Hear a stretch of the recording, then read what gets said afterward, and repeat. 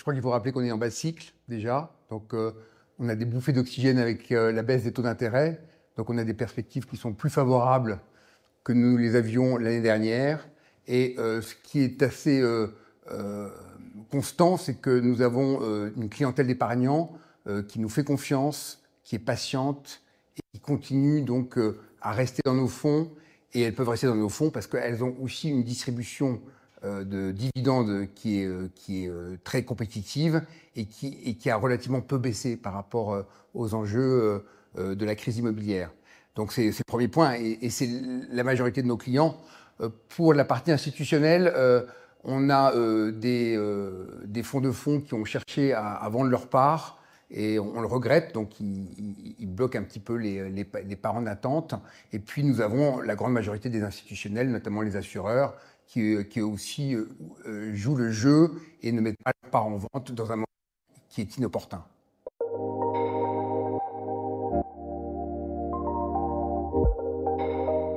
Alors Perial Factory, c'est une marque que nous avons créée en collaboration avec IWG. IWG est plus connu du grand public avec les marques Regus, donc le créateur au fond du coworking. Et notre constat était de comment aligner nos immeubles sur les nouveaux usages des entreprises.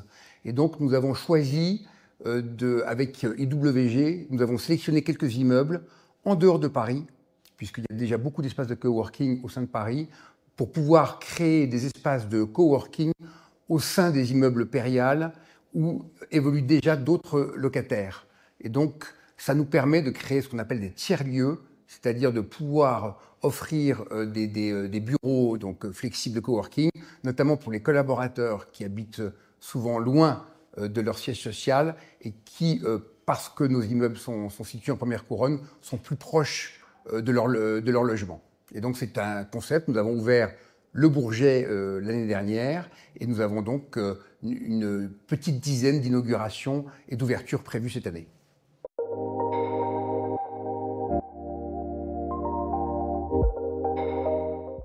Alors notre conviction chez Perial, c'est que l'ESG, il est incontournable. C'est une boussole. Ce sont les critères donc, environnementaux et Dieu sait on sait combien c'est important pour la planète et notamment dans le secteur de l'immobilier qui est un gros contributeur de gaz à effet de serre.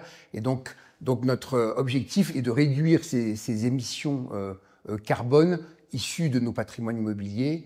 Et puis nous avons également l'aspect sociétal aussi, comment s'occuper beaucoup plus du confort de nos locataires, mais également de l'immeuble dans son environnement urbain, et c'est pas uniquement qu'un immeuble de bureau isolé, c'est-à-dire comment il participe également d'une manière ou d'une autre à la constitution de la ville, et puis la gouvernance aussi, c'est-à-dire c'est de rétablir le pourquoi de notre processus de gestion et la destination notamment du client final, mais aussi des différentes parties prenantes qui interagissent, les partenaires, les property managers, les actionnaires, les collaborateurs, etc.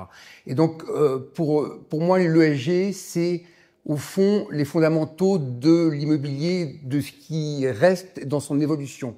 Nous avons des produits qui se sont extrêmement financiarisés, qui sont devenus des produits financiers à sous-jacent immobilier. Et donc, les critères ESG sont importants chez Perial parce que ça fait partie de notre ADN immobilier et c'est comment opérer une transformation d'actifs immobiliers et les adapter pour le futur, pour l'avenir et pour les besoins de ses occupants.